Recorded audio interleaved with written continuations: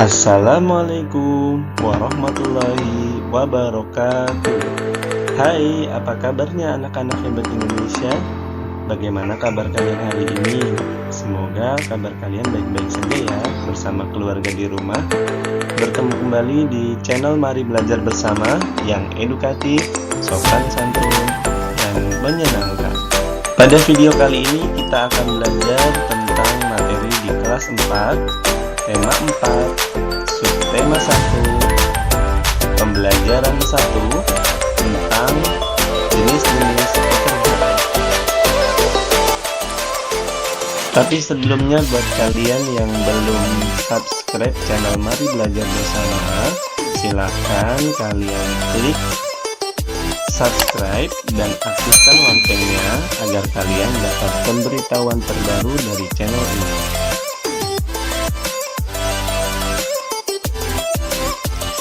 Mari kita mulai belajar.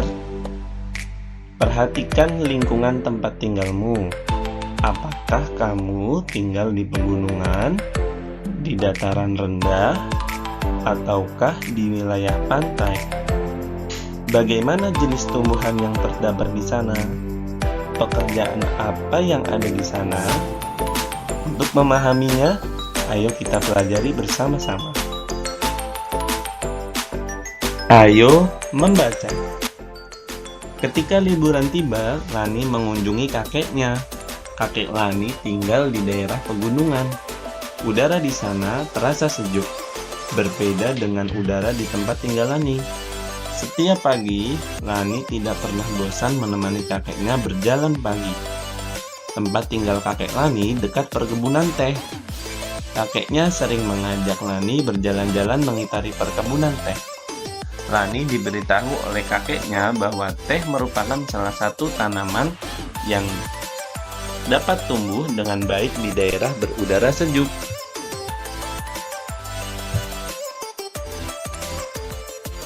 Mari kita baca bacaan tentang tempat hidup tanaman teh.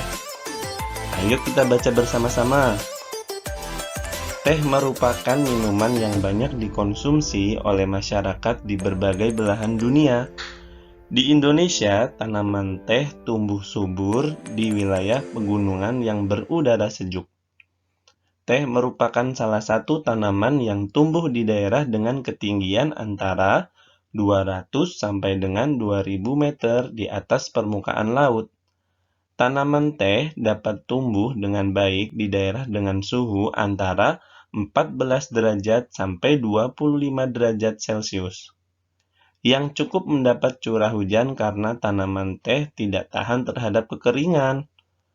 Curah hujan sangat dibutuhkan untuk menjaga perakaran tanaman teh. Di Indonesia, perkebunan teh tersebar di berbagai wilayah pegunungan di Pulau Jawa dan Sumatera. Kedua pulau tersebut sangat mendukung pertumbuhan teh karena tanahnya sangat subur. Beberapa daerah perkebunan teh di Pulau Jawa antara lain Ciwidey dan Bogor, Jawa Barat, Brebes dan Wonosobo, Jawa Tengah, dan Malang, Jawa Timur. Adapun perkebunan teh di Pulau Sumatera antara lain di Simalungun, Sumatera Utara, dan Kerinci di Jambi. Pohon teh juga berfungsi untuk mencegah terjadinya erosi. Tanaman teh yang ditanam berjajar rapi dengan jarak 1 meter dapat menahan derasnya aliran air sehingga tanah tidak terkikis terbawa air. Jadi, selain berfungsi sebagai bahan minuman, teh juga berfungsi untuk menjaga lingkungan. Tugas 1. Nah, mari kita mengerjakan tugas 1, yaitu setelah membaca teks di atas, Lani semakin paham. Tak heran, pohon teh di kebun dekat rumah kakeknya tumbuh subur. Iklim di sana memang sangat mendukung untuk tumbuh kembang tanaman teh. Jawablah pertanyaan berikut. 1. Di mana tanaman teh dapat tumbuh dengan baik? Jawabannya, Tanaman teh dapat tumbuh dengan baik di daerah dataran tinggi atau pegunungan dengan suhu antara 14 derajat sampai 25 derajat Celcius yang cukup mendapat curah hujan. Pertanyaan kedua, bagaimana caranya agar tanaman teh bisa bermanfaat menahan erosi?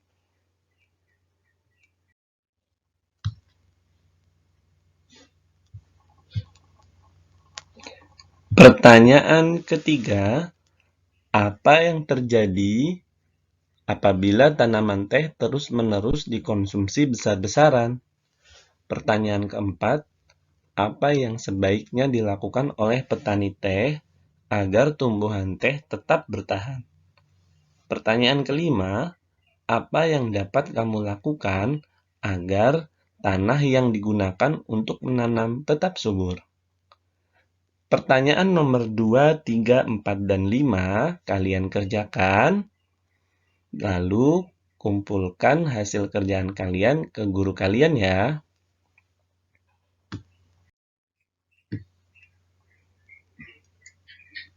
Setiap tanaman yang kita konsumsi harus dijaga kelestariannya. Begitu juga tanah yang ditanaminya. Tanaman dan tanah adalah sumber daya alam yang harus kita jaga keberadaannya. Penggunaan yang berlebihan akan merugikan kita. Ayo menulis. Banyak masyarakat yang menikmati teh. Akan tetapi, tahukah kamu tentang proses pembuatan teh? Amati gambar di bawah ini. Gambar perkebunan teh, gambar seseorang memetik daun teh, gambar seseorang mengolah daun teh, dan gambar teh yang sudah siap untuk dikonsumsi dalam bentuk kemasan. Untuk mengolah teh menjadi minuman, banyak jenis pekerjaan yang terlibat. Ada penanam teh, pemetik teh, penggiling daun teh, dan pengemas teh. Wah, ternyata untuk minuman teh itu diperlukan banyak peran dan banyak orang yang membantu ya, sampai teh itu bisa siap dikonsumsi di rumahmu.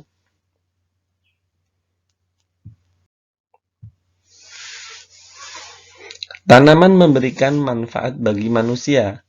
Apabila tidak berhati-hati dalam memanfaatkannya, tumbuhan akan punah. Manusia akan mengalami kesulitan. Oleh sebab itu, kita wajib menjaga keberadaan tanaman dengan menanam kembali serta menjaga lingkungannya.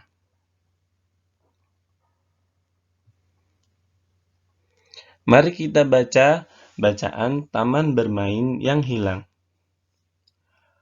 Malam hari merupakan malam yang ditunggu oleh Kupi, kepiting kecil. Ia menikmati saat-saat berjalan perlahan di gundukan pasir bersama ayahnya. Mereka menanti datangnya air pasang yang akan membawa mereka ke dunia yang berbeda. Ya, Kupi selalu menanti saat-saat mereka terempas oleh air pasang, lalu tiba di hutan bakau. Nanti di sana ia pasti akan bertemu dengan teman-teman kecilnya yang lain. Ada Upi si udang kecil, Kuro si kura-kura, dan teman-teman yang lebih besar seperti bangau cilik dan Momo si monyet. Di antara akar bakau, mereka bisa bermain kejar-kejaran, petak umpet, atau tidur di sela akar yang melintang. Seru sekali saat-saat itu.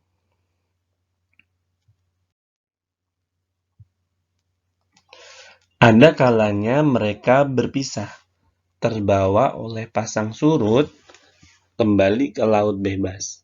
Namun suatu hari mereka bertemu lagi dan bermain bersama lagi. Suasana di hutan bakau tentu berbeda dengan suasana di laut lepas. Airnya pun berbeda. Tidak asin seperti air laut, tetapi tidak juga tawar. Kupi tidak tahu apa namanya. Berbeda, tetapi Kupi dan teman-teman bisa bermain dengan nyaman. Malam itu di pesisir pantai, Kupi bertanya pada ayahnya, "Ayah, mengapa kita tidak lagi pernah bisa bertemu dengan bangau putih, teman ayah?" "Aku juga sudah rindu bertemu dengan sahabat-sahabat kecilku. Aku sudah lama sekali tidak bertemu dengan Upi, Kuro, Bangau Cilik, dan Momo. Mengapa sekarang susah sekali kita bertemu dengan mereka ya?" Sambil berjalan pelan di gundukan pasir, ayah Kupi menjelaskan perlahan. "Kupi, sayang sekali hutan bakau tempatmu bermain sudah rusak. Ayah dengar dari paman nelayan, manusia di pesisir pantai sana ingin membuat bangunan-bangunan yang tinggi menjulang. Mereka butuh lahan yang luas. Mereka menebang habis hutan bakau. Mereka membangun gedung tinggi menjulang ke langit di atas taman bermainmu itu." Ayah menjelaskan perlahan. Sesungguhnya ia tidak ingin Kupi sedih. Tetapi bagaimana lagi? Ayah tidak ingin Kupi terus menanti tanpa kepastian. Kupi tertunduk sedih. Pupus harapannya bertemu lagi dengan sahabat-sahabat kecilnya. Mengapa manusia begitu jahat? Ayah, mengapa manusia tidak memikirkan kita, makhluk kecil di pesisir pantai? Mengapa manusia hanya memikirkan dirinya sendiri? Kupi meratap perlahan, namun penuh amarah. Ayah ingin menenangkan hati Kupi. Ia menambahkan, sebenarnya ketika hutan bakau tempatmu bermain ditebang, manusia pun menerima akibat buruknya Kupi. Air laut akan semakin mudah mencapai daratan. Tidak ada lagi pohon bakau yang menahan.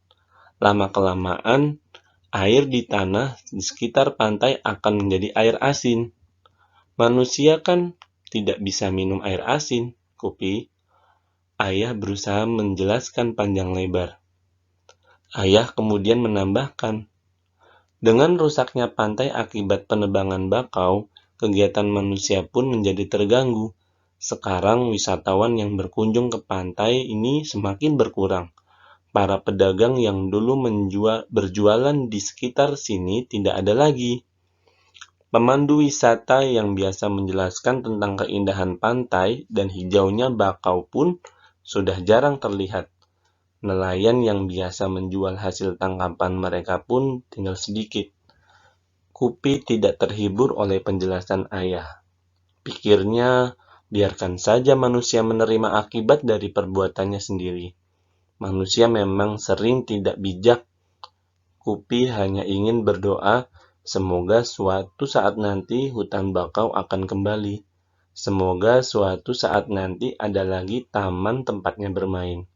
Semoga suatu saat nanti ia masih bisa bertemu dengan sahabat-sahabat kecilnya.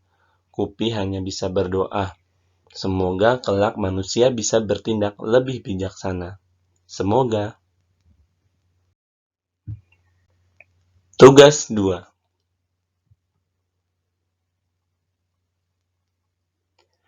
Jawablah pertanyaan berdasarkan cerita di atas. 1. Siapa yang tinggal di dalam hutan bakau? 2. Apa yang biasa dilakukan Kupi dengan ayahnya? 3. Mengapa Kupi sedih dan marah? Jawaban nomor 1. Siapa yang tinggal di dalam hutan bakau? Teman-teman Kupi, yaitu Upi si udang kecil, Kuro si kura-kura, dan teman-teman yang lebih besar seperti Bangau Cilik dan Momo si monyet. Pertanyaan nomor 2 dan 3 kalian jawab ya. Lalu kirim tugas kalian ke guru kalian.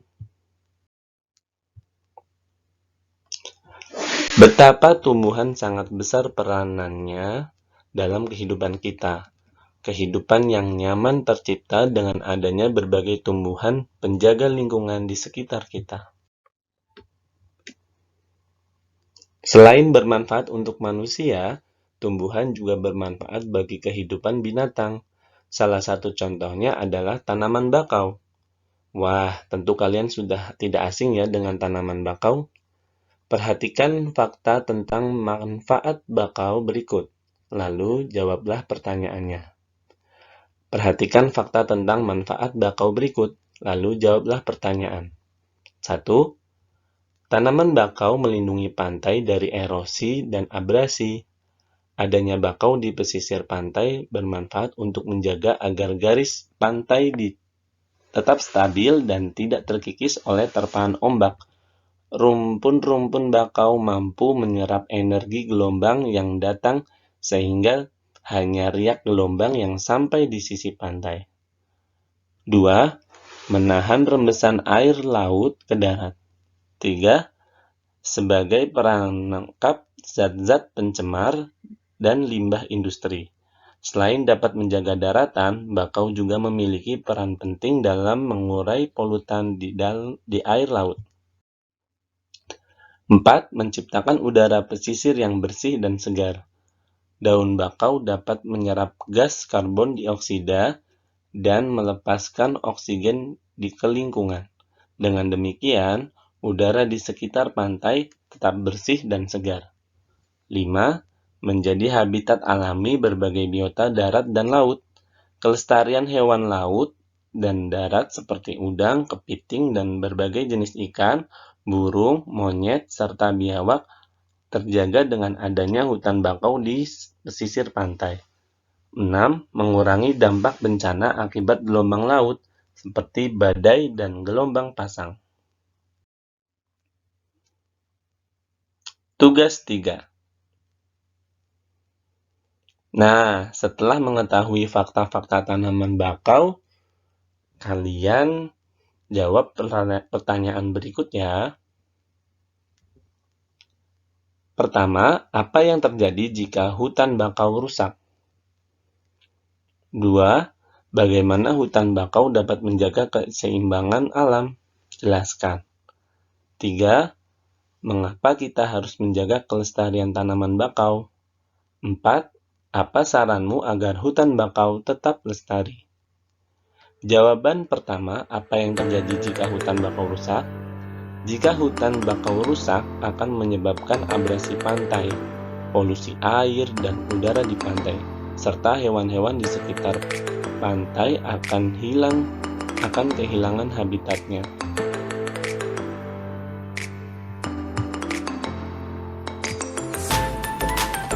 Tugas 4. Di sekitarmu terdapat sumber daya alam yang harus kamu jaga. Sebutkan 2 sumber daya alam yang ada di lingkunganmu dan tulislah paling sedikit 3 kegiatan untuk menjaganya. Sumber daya alam dan contoh kegiatan untuk menjaga kelestariannya tersaji dalam tabel seperti berikut. Contohnya tumbuhan dan hewan. Contoh kegiatan untuk menjaga kelestariannya untuk tumbuhan. Yang pertama, reboisasi. Untuk hewan, yang pertama, melindungi hewan langka. Jawaban selanjutnya, untuk contoh kegiatan menjaga kelestarian hewan dan tumbuhan, kalian jawab ya. Lalu, kirimkan tugas kalian ke guru kalian. Ayo membuat poster. Kita harus bersyukur kepada Tuhan Yang Maha Esa yang menciptakan beragam tumbuhan. Yuk membuat poster untuk menginformasikan pada temanmu di sekolah tentang pentingnya menjaga dan menyayangi tumbuhan yang ada di lingkungan kita. Buat posternya sebagus mungkin ya. Terima kasih sudah menonton channel Mari Belajar Bersama. Jangan lupa untuk yang belum subscribe, klik subscribe dan aktifkan loncengnya untuk mendapat pemberitahuan terbaru dari channel Mari Belajar Bersama. Sampai bertemu lagi, dadah. Assalamualaikum warahmatullahi wabarakatuh.